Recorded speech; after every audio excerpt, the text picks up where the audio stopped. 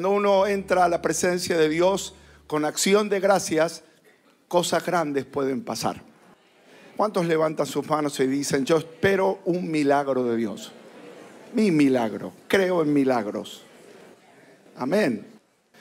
La fe llama a las cosas que no son como si fuesen. Yo tengo fe, lo creo. Tengo fe que usted leyó el capítulo 7 del libro de Hechos. Llamo lo que no es como si fuera. Estamos leyendo, aprendiendo la historia de Esteban. ¿Por qué hablamos de Esteban? Porque estuvimos hablando sobre los diferentes momentos de la historia de la iglesia. Y es muy importante, dijimos que Esteban era una persona llena de fe. Que no lo dijo el autor del libro de los Hechos, porque el que escribió el libro de los Hechos es Dios. Entonces Dios dijo que halló un hombre lleno de fe. Cuando Jesús en muchas oportunidades reprendió a los discípulos por su falta de fe o su poca fe, o a alguien que le dijo al Señor, auméntame la fe. Sin embargo, ese mismo Dios halló a alguien lleno de fe. Tenemos esperanza. Ahora, esa persona llena de fe es una persona que conoce a Dios, porque nosotros conocemos al carácter de Dios, conocemos a Dios a través de la presencia de Dios, como hablamos recién, a través de la revelación que se produce porque Dios nos vino a buscar y se reveló. Tenemos un Dios que se revela para buscarnos, como ocurrió con Saulo de Tarso, que el Señor lo fue a buscar y se reveló. Se le reveló a Moisés, se le reveló a Abraham y se nos revela a nosotros. Se nos revela porque nos salva, nos rescata, así le dijo a Moisés. Primero le reveló su plan, luego le reveló su llamado y luego le reveló que Él era el Dios redentor. Eso es lo que vamos a ver hoy, el Dios de revelación. No un Dios oculto, es todo lo contrario. Dios es un Dios que viene a nuestro encuentro. Dios que se revela a nosotros. Nosotros vinimos hoy aquí en realidad porque Dios se nos reveló y tuvimos el hambre y el deseo de venir a adorarle y oír su palabra. Y algo va a pasar. Cuando nuestra fe se une a la revelación de Dios, algo va a pasar. Salvación, sanidad, vida eterna, milagros. Nuestros ojos se abren a las cosas espirituales. Y vemos que Dios está de nuestro lado. Y si Dios es por nosotros, ¿quién contra nosotros? ¡Aleluya! ¡Gloria a Dios! Nuestra vida cristiana es victoriosa. Como siempre decimos, la vida cristiana no es solo un culto del sábado, es todos los días. Todos los días vivimos con el Señor. Todos los días tenemos una oportunidad de conocer su revelación, su gloria, su adoración. Y damos gracias a Dios porque justamente este capítulo y esta riqueza que hay en la palabra de Dios las podemos apreciar a través de los sermones y de las enseñanzas. Vemos un hombre lleno de fe, lleno de gracia, lleno de poder y lleno del Espíritu Santo. Un hombre que aparece en el libro de los Hechos. Como decía recién, para tener fe hay que tener fe en alguien y no en algo. Yo tengo fe en algo. ¿En qué? No sé, pero tengo fe. Tengo fe en la suerte, tengo fe en la fe misma, fe en los hombres. Pero la Biblia dice que la fe hay que ponerla en alguien. Y ese alguien es Dios, es Jesús. Nosotros somos seguidores de Jesús. Amén. Nosotros nos transformamos en seguidores de Jesús. Por eso le creemos a Él. Porque lo conocemos. Para poder tener fe en Jesús tenemos que conocer a Dios. No podemos conocer la fidelidad de Dios o la soberanía de Dios o los atributos de su omnipotencia si no conocemos la historia de Dios. Ahora, entonces hay gente que viene, se convierte, viene a la iglesia y dice, bueno, lo primero que tengo que hacer es comprar una Biblia. Y ahí compramos una Biblia y eso es muy bueno. Tenemos la Biblia, la miramos y decimos, ¿por dónde empiezo? Por el índice, atrás están los mapas. Y lo más común a veces de querer buscar versículos que aparezcan diciendo, si es de Dios voy a recorrer las hojas, voy a poner el dedo y que Dios me hable ahí. Bueno, le digo algo, por experiencia, no lo haga. Porque le puede salir algo que en vez de bendecirlo salga deprimido a trabajar. Le puede salir textos que en realidad una de las primeras cosas que tiene que entender, la Biblia se interpreta no por versículos, sino por toda la Biblia. Entonces uno no puede tomar un versículo y sacarlo del contexto. Amén. Entonces la Biblia se interpreta a sí misma y por lo tanto ese versículo uno tiene que ver el contexto de toda la historia bíblica, cómo Dios se mueve y cómo Dios es su carácter, es una persona. Entonces no hay que leer versículos aislados, no hay que leer historias. A veces uno empieza con la historia del libro de Números, de Levítico, la historia de cuánto medía el templo y no entiende nada.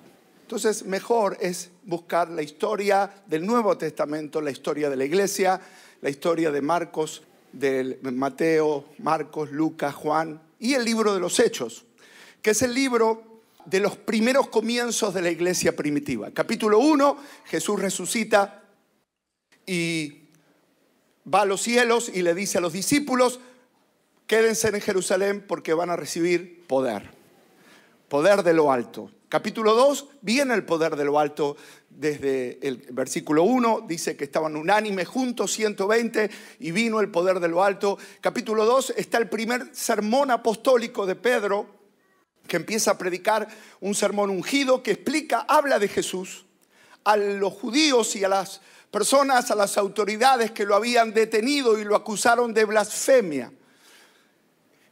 Pedro habla con tanta autoridad de Jesucristo que allí se convierte en 3.000 personas. 3.000 personas que habían asistido a la fiesta del Pentecostés. Y ahí son transformados y se unen a la iglesia y comienza la iglesia. La historia de la iglesia comienza en el libro de los Hechos y es por eso que allí tenemos mucha riqueza. Está la historia del primer milagro, capítulo 3. Los hermanos, capítulo 4, unidos, reunidos, compartiendo, unidos en el Espíritu. Y es por eso que tenemos que mantener la unidad, una misma visión, participar juntos con alegría y sencillez de corazón. Mientras estaban reunidos, el lugar donde estaban congregados temblaba y todos eran llenos del Espíritu Santo. Venían las pruebas, venían las luchas, lo llamaban a Pedro, lo llamaban a Juan, les decían los mismos miembros del Sanedrín: paren, no sigan predicando de Jesús, capítulo 4 del libro de los Hechos. Y ellos volvían con los hermanos y decían: hermanos, oremos para tener más denuedo, más coraje, más milagros, más maravillas. Ese es el espíritu de la iglesia. La obra de Dios nadie la puede detener, porque el Señor dijo: id por todo el mundo y predicad el evangelio a toda criatura. ¡Aleluya! Capítulo 6.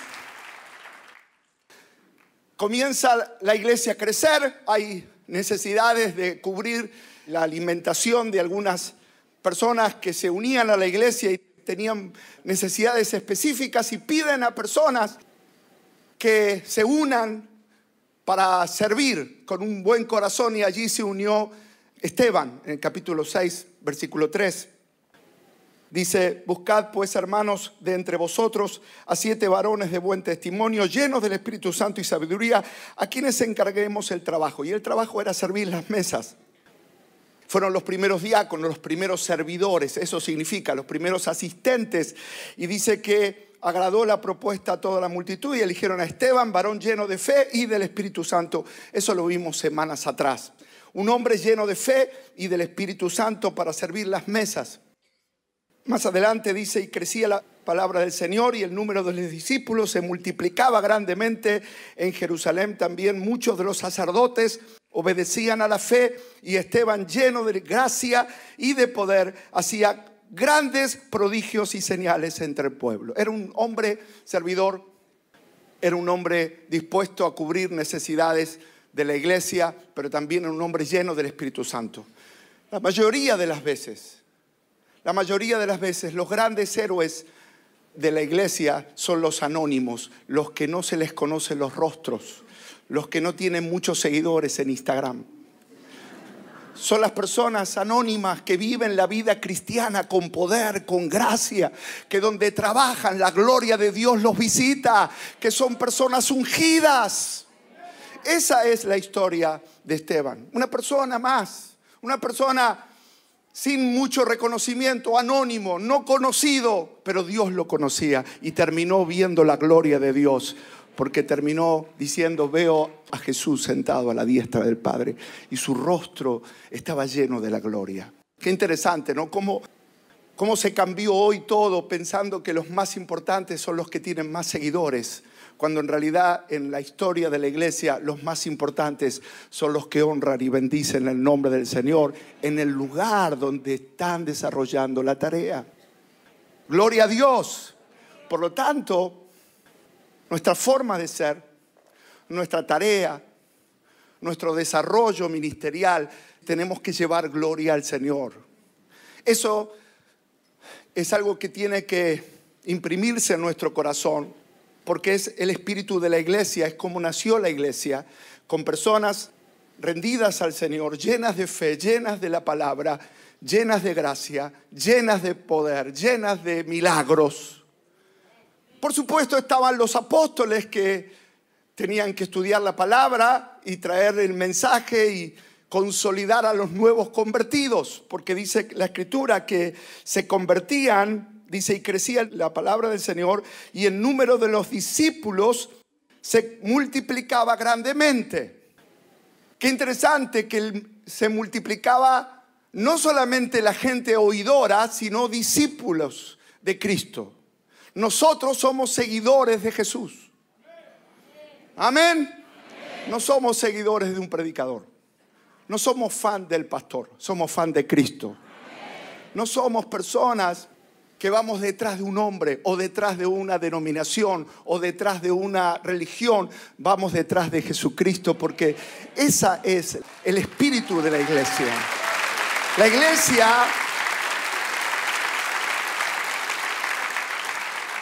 iglesia en esencia, por eso es importante repetirlo siempre, los que hace muchos años que venimos a la iglesia y los que se unen a la iglesia.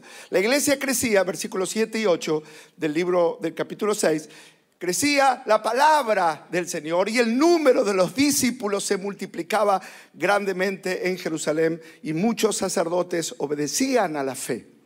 Es decir, había un gran avivamiento, un gran despertar, y entre ellos había gente servidora, anónima, gente que su ministerio era ir a darle un plato de comida a una mujer que no le alcanzaba el dinero para comer y no tenía dónde comer. Y este hombre, Esteban, lleno de gracia, lleno de poder, lleno del Espíritu Santo, tenía el ministerio simple de servir un plato y decir: ya comió, señora, amén, gloria a Dios. Le duele la cabeza, le oro. Ese era el espíritu. Qué hermoso espíritu, ¿no? Qué hermoso corazón. Hoy en día hay tanta competencia, tantos celos entre la gente, y todos quieren ser famosos y todos quieren ser pastores. Mire, yo nunca pretendí, Betty me conoce hace tantos años, nunca quise ser predicador, nunca me gustó cuando tenía que predicar públicamente. Es más, cuando tenía la campaña para la Plaza Noruega, yo rogaba a Anacondia que sea el evangelista. Le rogaba: Carlos, tengo todos los permisos acá. Me dice: estoy ocupado, Claudio, pero tiene que venir. Yo no soy predicador, yo no me atrevo, no soy la persona. Pero claro, no era la persona según mi pensamiento, pero según el propósito de Dios era diferente. Cuando uno no busca algo, Dios se lo da. Así que simplemente tenemos que hacer la voluntad de Dios y ser fieles en lo poco, y Dios te va a dar todo aquello que Él ha planeado para tu vida. Amén. Amén. Y crecía, había una gracia especial, y por supuesto, como dijimos también, el ser humano tiene incorporado en sí mismo un chip de la carne, de la naturaleza caída, por así decirlo, que es los celos y la envidia cuando a otro le va bien. Eso ya está incorporado, no se aprende en ninguna universidad. Ya está. Caín tuvo celos de su hermano. Los patriarcas, leímos la semana pasada, tuvieron celos porque Jacob le tejió una túnica de colores a José. Ahora usted me pregunta, y pastor, ¿por qué a ellos les dio una, al resto de los hermanos les dio una túnica gris estándar y a él le hizo una de colores? ¿Por qué? No sé. Es una buena pregunta para que lo anote para el cielo, cuando lo vea Jacob dando vuelta por ahí. Lo cierto es que despertó en los hermanos de José envidia y celos, diciendo, ¿por qué él es diferente a nosotros? Y cuando también vieron a Esteban ya más adelante, mucho más adelante, lleno de gracia, lleno de poder, lleno de sabiduría, lleno del Espíritu Santo, lleno de fe, los sacerdotes también ese mismo espíritu. Tuvieron celos y quisieron detener y hasta acusarlo de blasfemo, lo mismo. Y una gran lección para nosotros hoy es que nosotros tenemos que aprender a ser cuidadosos y sobrios y personas que respeten a los demás. Porque nunca es bueno cuando alguien es bendecido mostrarle a los demás. Porque ya de por sí que usted diga Dios me bendijo, ya al otro no le gusta. Y si usted dice mira qué túnica que tengo, y le refriega la túnica de colores, va a ser doble más. Entonces una gran lección es dejar que Dios le dé esa cuota de tranquilidad. La semana pasada vimos que más allá que los hermanos de José tuvieron envidia, celos, lo terminaron vendiendo, lo quisieron matar, lo rechazaron, lo metieron en un pozo. Se contentaron cuando vinieron unos mercaderes y dijeron, no te queremos ver más. Pero ¿sabe dónde terminó? En Egipto. ¿Y sabe por qué terminó en Egipto? Porque Dios tenía un plan para José. Y el plan de José no terminaba en el rechazo, empezaba allí. Porque en realidad Dios permitió que lo rechazaran porque él tenía que terminar donde terminó, siendo la segunda persona más importante de ese lugar, el segundo después del faraón. Mire hasta dónde lo levantó. Pasó de la prisión, del pozo al palacio. Y les terminó diciendo a los hermanos, lo que ustedes planearon para mal, Dios en realidad lo encaminó para bien.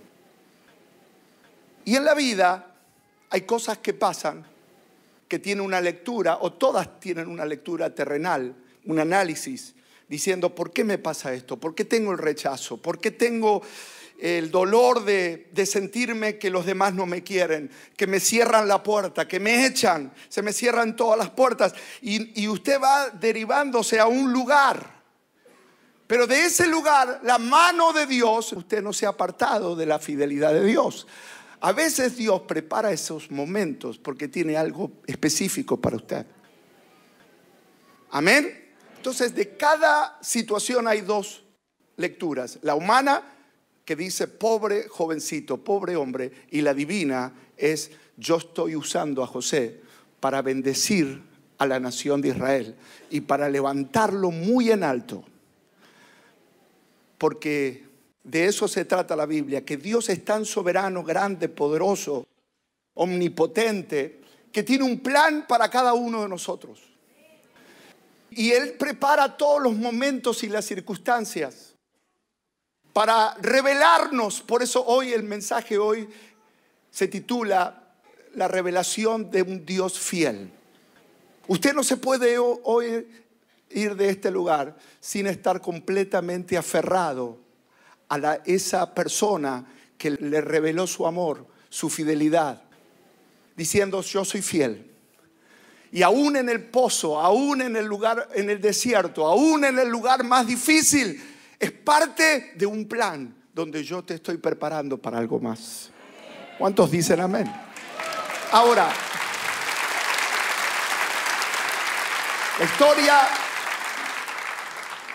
la historia de Esteban revela a un hombre justamente lleno de fe, lleno de gracia. Dijimos que gracia es ese espíritu amable, ese espíritu bondadoso. La persona con gracia es una persona no peleadora, no discutidora, no quejosa, como nosotros, humilde. Una persona amable. Y hoy vamos a aprender un poco más acerca de los tiempos de Dios. La persona llena de gracia es una persona que no discute, que sabe que Dios dirige sus pasos y que busca la paz entre los hermanos. Y hay tanta necesidad en este mundo tan violento que haya personas que salgan de aquí con el espíritu de gracia.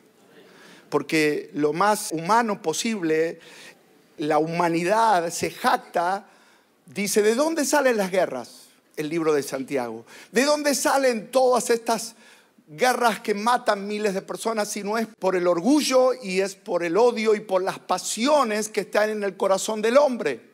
Por lo tanto, la persona convertida a Cristo inmediatamente tiene el corazón de Jesús. Y el corazón de Jesús es un corazón lleno de gracia, que dice, Señor, perdónalos porque no saben lo que hacen.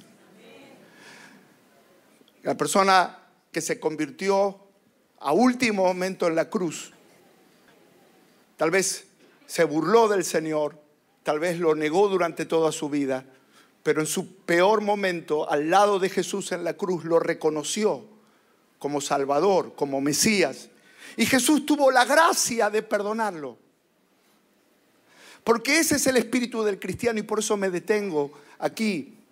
Porque de nada vale hablar del poder.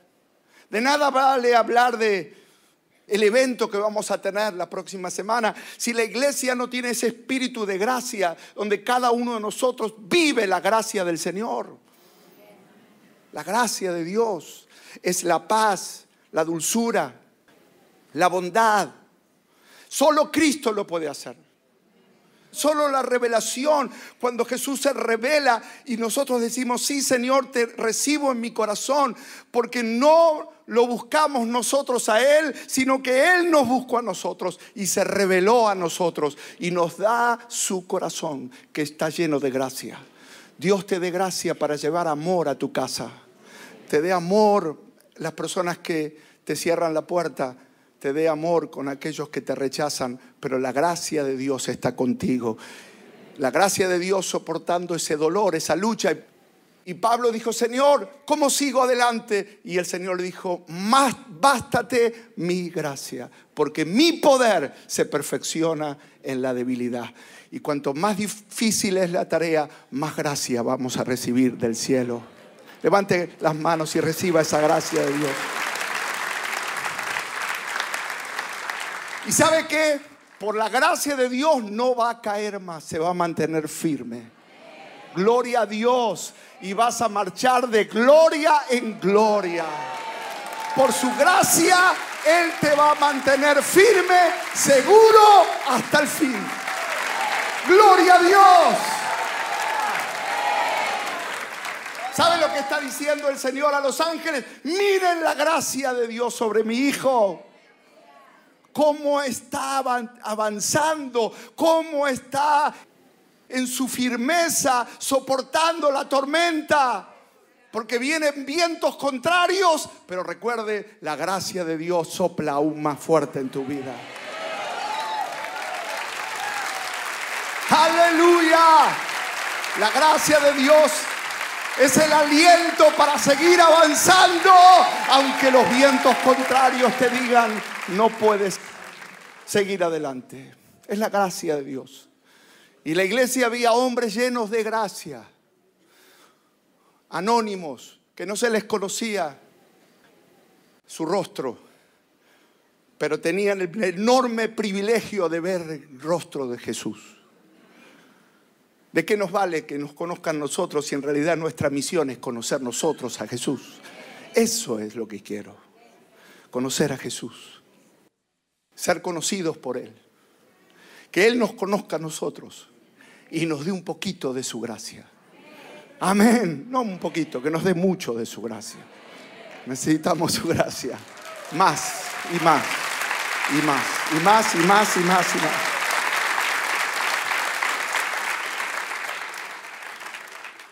La historia de Esteban, de alguna manera, se resume en el momento cuando los miembros del Sanedrín, que era el conjunto de sacerdotes que juzgaron a Jesús, en el capítulo 7, versículo 52, Esteban, lleno de gracia, lleno del Espíritu Santo, lleno de fe, lleno de poder, le dice: ¿a cuál de los profetas no persiguieron vuestros padres y mataron a los que anunciaron de antemano la venida del justo? Justo es Jesús,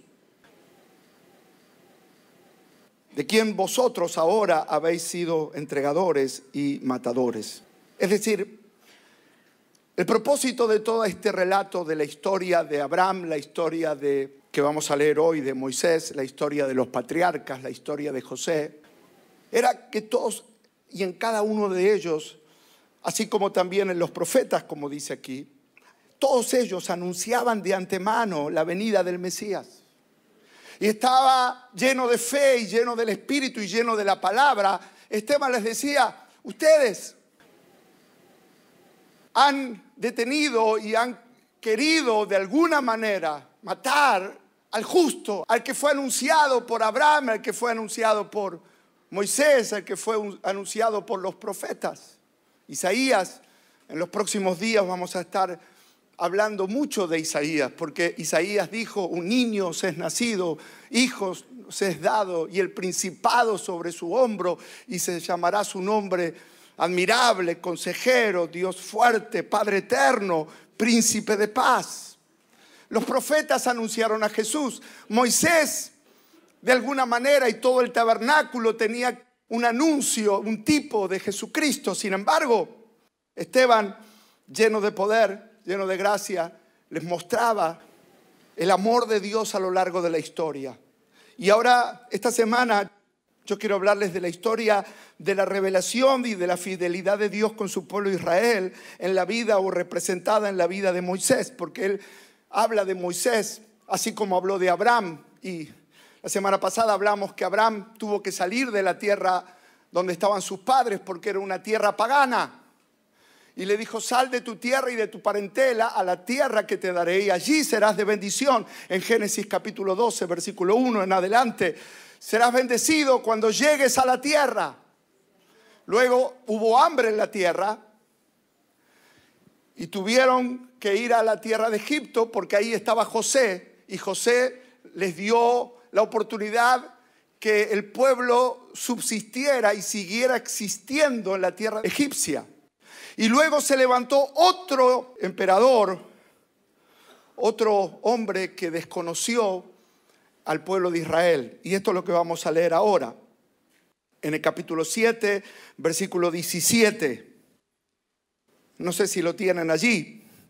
Dice: pero cuando se acercaba el tiempo de la promesa que Dios había jurado a Abraham, el pueblo creció y se multiplicó en Egipto hasta que se levantó en Egipto otro rey que no conocía a José. En aquel mismo tiempo nació Moisés y fue agradable a Dios y fue criado 3 meses en casa de su padre. Pero siendo expuesto a la muerte, la hija de Faraón lo recogió y lo crió y le crió como hijo suyo. Y fue enseñado Moisés en toda la sabiduría de los egipcios y era poderoso en sus palabras y obras. Cuando hubo cumplido la edad de 40 años, le vino al corazón el querer visitar a sus hermanos, los hijos de Israel. Y al ver a uno que era maltratado, lo defendió e hiriendo al egipcio, vengó al oprimido. Pero él pensaba que sus hermanos comprendían que Dios les daría libertad por mano suya, mas ellos no lo habían entendido así. Al día siguiente se presentó a unos que reñían y los ponía en paz diciendo: varones, hermanos sois, ¿por qué os maltratáis el uno al otro?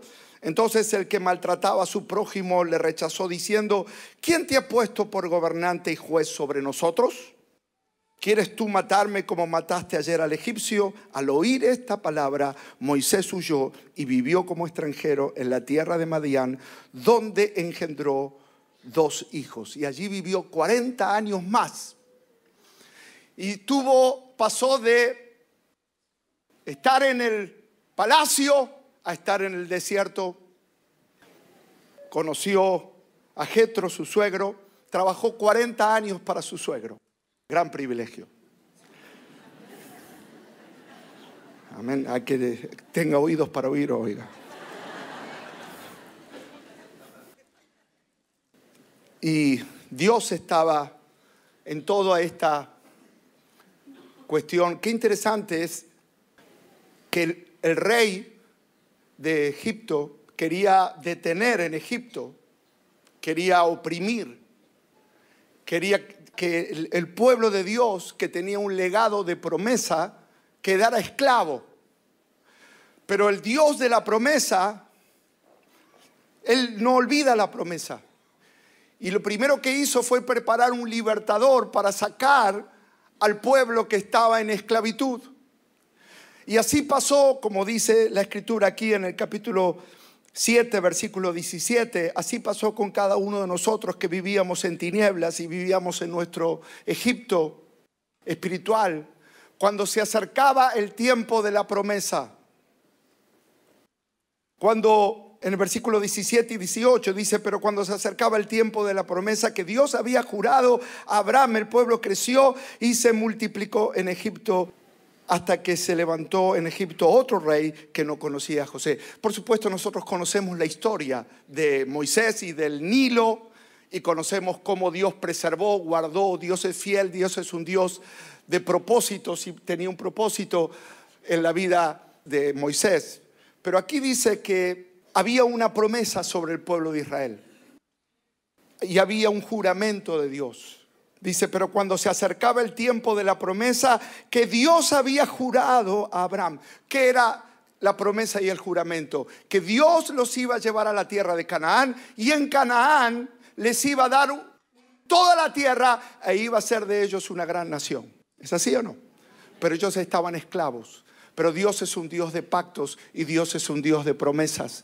Por lo tanto, no importa el lugar donde está tu esclavitud, Dios es un Dios de libertad. Eso es nuestra historia. Nosotros nacimos en cautiverio. Todos nosotros. Dios tiene un plan y un propósito y un destino y un plan específico para cada uno de nosotros. Pero lo primero que tuvo que hacer es liberarnos, sacarnos de las tinieblas. No Egipto en este caso, pero sí envió a nuestro libertador.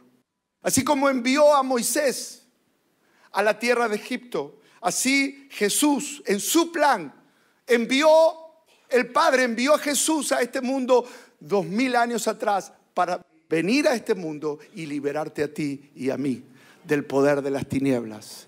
Porque Dios tiene una promesa y un juramento diciendo que hará de nosotros una vida de bendición. Nos bendecirá y seremos de bendición. Y esa es la promesa que hay para tu casa. Y esa es la promesa que hay sobre nuestras generaciones. Nuestras generaciones servirán al Dios de las promesas. Y el Señor está dispuesto a quebrar las cadenas de iniquidad de Egipto. ¡Aleluya! Vamos, dale ese aplauso al Rey de Reyes. Vemos la vida. Por lo tanto, cuando Dios tiene un plan, cuando Dios tiene un propósito, cuando Dios quiere hacer algo, lo primero que hace es revelar su plan y su propósito. Y así como fue el propósito de Dios cuidar a Israel y llevarlo a comer a Egipto, luego el faraón quiso detener el plan de Dios diciendo: Egipto va a quedarse con los herederos de la promesa. Y como no se podían quedar con los herederos de la promesa, como tampoco el enemigo va a poder con tu vida y con tu destino, porque Jesucristo vino a liberarte y a sacarte de la esclavitud. ¡Aleluya! Y vino a darte vida y vida en abundancia.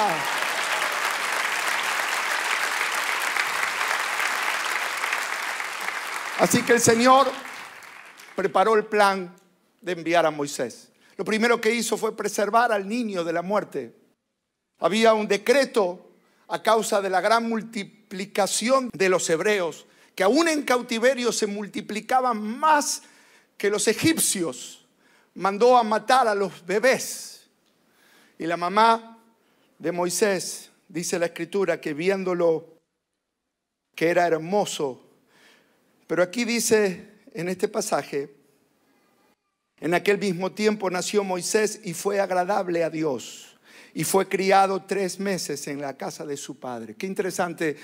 También en el libro de Éxodo, cuando se relata ese pasaje, en Éxodo capítulo 2, versículo 2, dice: y la que concibió dio a luz un hijo, y viéndole que era hermoso, le tuvo escondido 3 meses. Qué hermoso es este pasaje, como la mamá vio hermoso a Moisés, lo tuvo escondido y luego lo dejó en el Nilo y lo recogió la hija del faraón y lo crió como si fuese su hijo. Pero aquí en el libro de los Hechos, la Biblia dice que Moisés no solamente era o fue agradable a los ojos de la mamá, sino que fue hermoso ante los ojos de Dios. Y qué interesante pensar en la vida de cada uno de nosotros, cómo el espíritu del mundo dice lo contrario, y el mensaje del mundo es que uno sienta que es rechazado y que es desagradable y que no es lo suficientemente lindo y que no es lo suficientemente importante. Pero aquí vemos que cuando nació Moisés, dijo, para Dios era un niño hermoso. ¿Por qué? Porque iba a ser un instrumento en sus manos. Y esto es lo que Dios hará en cada uno de nosotros. Somos hermosos ante los ojos de Dios porque somos instrumentos en las manos de Dios. Los enfermeros, los docentes, los administradores, los empresarios, las amas de casa, en todo lo que hagan, en todo lo que emprendan, el Señor te dice, eres un instrumento en mis manos y yo te voy a dotar, te voy a dar gracia, te voy a dar habilidades, te voy a dar talento, te voy a dar autoridad. Amén. Esa es la vida de este hombre que nació de una manera como una parte de la providencia divina, el cuidado divino sobre la nación de Israel. Dios es un Dios de fidelidad. Dios tiene provisión para nosotros. Amén. Y vemos aún en la vida de Jesús, como aún cuando Jesús nació, Herodes mandó a matar a los niños, intentando detener o parar aquello que había nacido con una misión específica.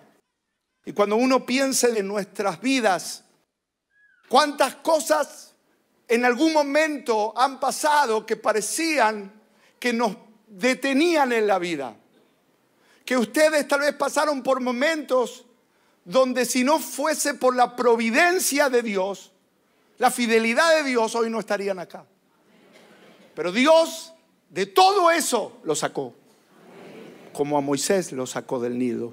Y como a Jesús, José lo sacó de Belén cuando lo iban a matar. ¿Sabe por qué? Porque Dios te va a usar. Allí donde estás trabajando, el Señor te va a usar. Allí en esta generación, el Señor te va a levantar. Vas a llevar la gracia del Señor y toda tu vida, sin que te dieras cuenta, la providencia divina te guió, te guardó y te trajo hasta aquí. Y hasta aquí el Señor te ha cuidado y te ha guardado. Vamos a darle ese aplauso. Gracias, Señor. Aleluya.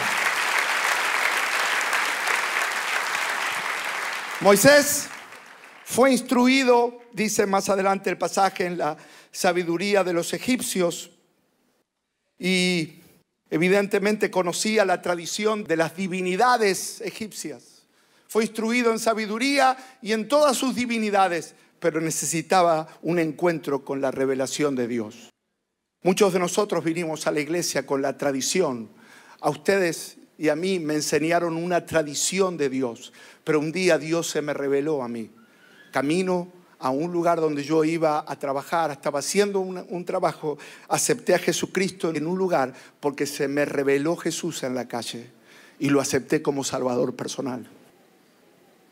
Nosotros conocíamos como Moisés la tradición, ahora vamos a tener un encuentro con la revelación, porque Dios, el Dios que tenemos es un Dios de revelación. Se revela nuestro espíritu, se revela como la verdad que siempre quisimos encontrar. Se revela como eso que va a llenar el vacío. Usted dice, pero ese vacío que yo no encuentro paz. Hay personas que van de vacaciones, ahora están planeando salir y si no tienen la revelación de Jesús, a donde vaya, no le va a alcanzar estar en el muelle, en el espigón, mirando a los pescadores ahí que están todo el día tirando y no sacan nada, y usted está ahí tratando de despejarse, tratando de la noche comer. No voy a hablar de cornalitos ni de merluza, nada. Le voy a despertar otro apetito. Pero cuando uno dice, bueno, me voy de vacaciones, ¿qué buscamos? Buscamos distraernos, descansar, pero el verdadero descanso es espiritual primero. Y hoy es el día de ese descanso. Hoy es el día de aceptar a Jesús en el corazón y que después tengas los más y hermosos tiempos de paz y de bendición familiar. Pero primero comenzamos con ese encuentro personal. Y fue enseñado como los dioses le enseñaban hasta que tuvo un encuentro específico con el Señor allí en el desierto. Pero antes de eso, en el versículo 23 al 25 dice: cuando hubo cumplido la edad de 40 años, le vino al corazón el visitar a sus hermanos. Evidentemente, cuando él tenía 40 años, siendo aún príncipe de Egipto, dijo: pero mis hermanos hebreos, yo los voy a defender, a ver si ellos entienden que yo estoy a favor de ellos. Acá hay una lección interesante, por eso vamos a ver esto. Y cuando hubo cumplido la edad de 40 años, le vino al corazón visitar a sus hermanos, los hijos de Israel, y al ver que uno era maltratado, lo defendió hiriendo al egipcio, porque pensaban que sus hermanos comprendían que Dios le daría libertad, mas ellos no lo entendían así. ¿Saben qué? Moisés pensó que tenía una misión, pero el Señor le dijo: te adelantaste, esa misión va a llegar. De hecho, llegó 40 años después. Pero él se adelantó a la misión y lo hizo humanamente. Y humanamente fue un desastre. Porque intentó humanamente 40 años antes, sin conocer a Dios, sin tener un encuentro con Dios, sin tener la revelación de Dios. Simplemente sabía, bueno, soy hebreo, pero todavía estaba inmerso en Egipto. Todavía tenía las divinidades en su mente. Y él dijo: aún así yo voy a liberar, voy a hacer algo por el pueblo hebreo. Y el Señor dijo: no, así no. Primero necesitas la revelación, primero la transformación. Él quería servir a Dios antes de tiempo y antes de un verdadero encuentro. Muchas personas tienen buenas intenciones, pero necesitan la transformación. ¿Cuántos me están entendiendo? Lo quieren hacer humanamente. Dice: si este no cambia, no hay problema. Le doy una y ya está. En el nombre de Jesús recibí. Y el Señor te dice: no, esa no es la manera. No es la manera. La manera es primero un encuentro con Dios. Primero un tiempo. Y sabe que Dios a nuestro tiempo cronológico va lento. Entonces Dios dice, Él dijo: ya, ahora, soy joven, tengo 40 años. Tengo la sabiduría de Egipto. Pero todavía no había tenido el encuentro. En la zarza no se había sacado los zapatos y se había encontrado con el yo soy cuando la zarza ardía y no se consumía. No lo conocía a Dios. Conocía la tradición. Y muchas personas que están aquí conocen la tradición, pero no han tenido un encuentro con Dios. Por eso cada semana el Señor les habla y les dice: este es el tiempo del encuentro, porque tengo una misión para ti. Pero no es el tiempo todavía. No te desanimes, no es el tiempo. Si ves que el tiempo pasa, el tiempo es a favor tuyo, porque el Señor te está preparando para que lo que hagas, lo hagas en victoria. No era el tiempo que los hebreos lo reconozcan como líder, y no era el tiempo de él ser el líder, porque ¿de qué va a liderar si él no sabía todavía que Dios estaba a favor de él? Nosotros hoy vivimos en una época donde no tenemos tiempo, donde todo lo queremos ya, donde pensamos que somos los mejores, donde pensamos que Google nos resuelve todas las dudas. Y el Señor dice, sí, es verdad, hay recursos, hay cosas buenas, nos dan herramientas para desempeñarnos mejor, pero el trato de Dios es el tiempo de conocimiento con Dios. Amén. Yo les quiero hablar a algunos de ustedes que usted dice, pastor, yo estoy sirviendo a mi suegro. Bueno, gloria a Dios, viene lo mejor, pero espera 40 años más.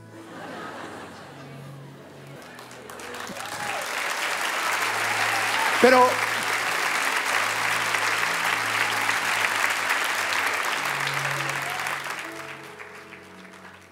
¿dónde estás haciendo la tarea?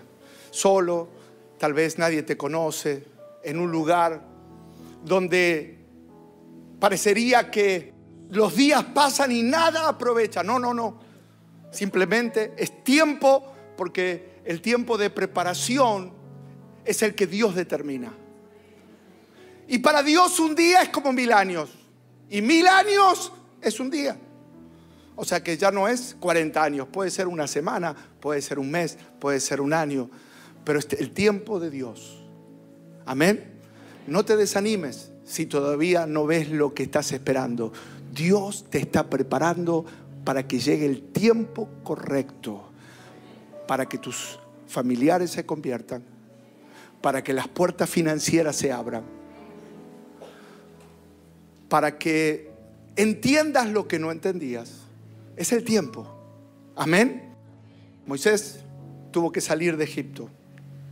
Huyó 40 años. Y después de 40 años se encontró en el medio de... ¿Seguimos leyendo? ¿Qué le parece?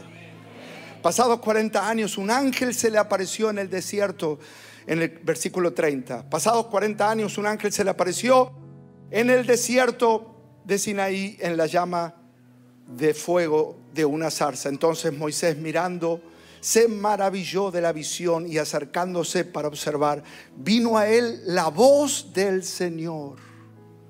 La voz del Señor.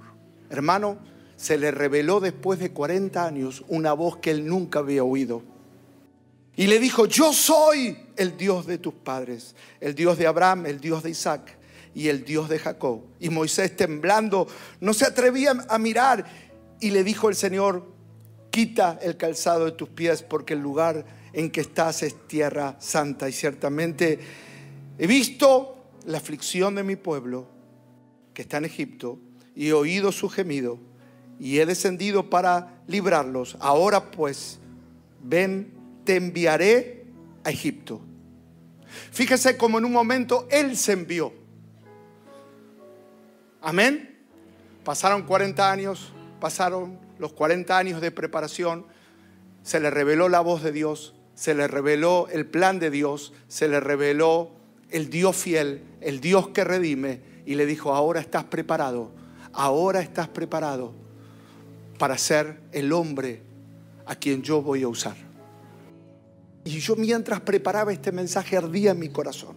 Estaba feliz de poder predicar esto, porque les estoy hablando a muchos de ustedes que el Señor los está preparando toda una vida, y les está diciendo, pronto te vas a dar cuenta cuando estás preparado, porque has oído mi voz, has quitado de tu vida áreas de derrota, de odio, de vergüenza, de tradiciones de antes, y ahora estás teniendo un encuentro con el Señor.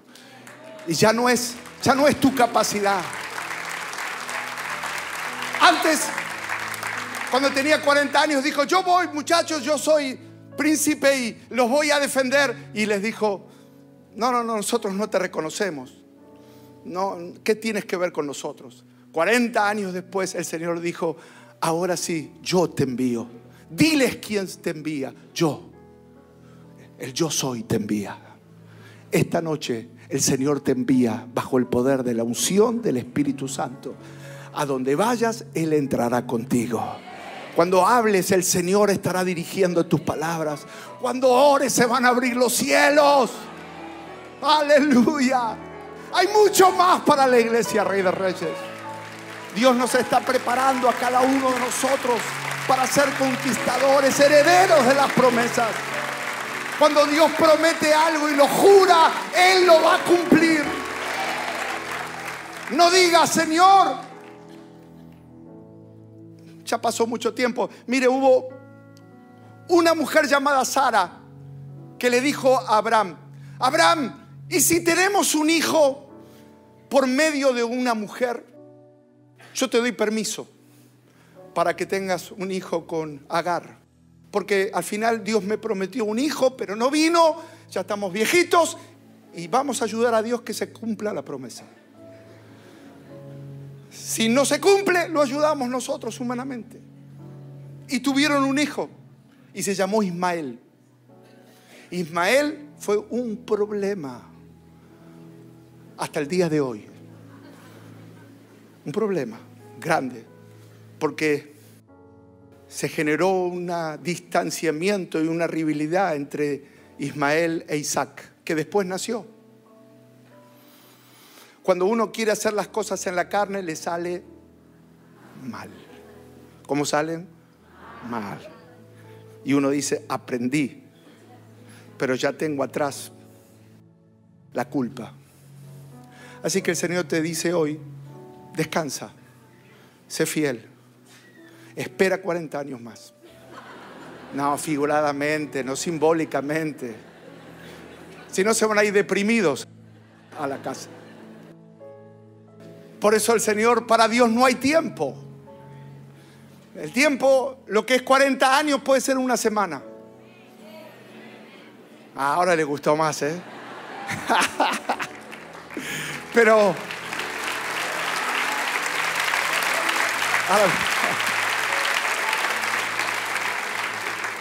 lo cierto es, la reacción es: no quiero esperar, pastor. Ore para que Dios se apure conmigo, aunque sea. Y el Señor te dice, espera, no es el tiempo. Si lo haces, no va a resultar como si yo lo haría. Amén. Así que si estás frustrado en algún área porque con el tiempo no se cumplió lo que querías, hoy el Señor te está diciendo, yo estoy en medio de tus tiempos y soy un Dios fiel, un Dios de revelación, un Dios de promesas, un Dios de propósitos. Y nosotros lo único que tenemos que decir es, Señor, yo sigo siendo fiel y sigo obedeciendo tu palabra y sigo sirviendo en la iglesia y sigo adorando, esperando en tu palabra. Amén. Gloria a Dios. ¿Por qué no levanta sus manos y hace esta oración conmigo? Señor, te bendecimos, te damos gracias por esta hermosa palabra, por esta hermosa instrucción, esta hermosa noche. Señor, hoy es un día de liberación, porque cuando viene la revelación de tu palabra, hay liberación. Se liberan las cadenas, se caen las mentiras del diablo. Señor, y yo te pido que cada uno de estos hermanos aquí salgan de las tinieblas, en el nombre de Jesús, de una vida de derrota, de depresión, de tristeza, de angustia, de complejos, de traumas. Satanás los ha mentido durante tantas noches, porque tú les has hablado hoy que son preciosos para ti, son hermosos. Tú los ves hermosos, delante de tus ojos son hermosos. Tócalos, Dios, tócalos, Dios, ahora. Y que ninguna mentira del diablo pueda prevalecer en ellos hasta que tú completes la obra, en el nombre de Jesús. Amén. Sigan orando por un momento más. Y ahora levante sus manos. Jesús dijo, ¿hay alguno necesitado entre vosotros? Haga oración. ¿Está alguno enfermo? Es el momento de ver milagros en la vida de la iglesia. Señor, yo te pido que ahora se desate el poder de Dios. Toda enfermedad retroceda, toda atadura retroceda, en el nombre de Jesús. Cancelamos todo plan diabólico de enfermedad, de muerte, de suicidio. de tristeza y de depresión y de miseria, lo reprendemos en el nombre de Jesús. En el nombre de Jesús. Señor, yo te pido ahora, sana a los enfermos, liberta a los cautivos, sana a los oprimidos ahora, porque el poder de Dios está en la iglesia. Levantamos nuestras manos y decimos: Señor, lo recibimos, el milagro hecho está. Hecho está. Hecho está. Ahora, ahora, ahora, ahora. Ahora, Dios.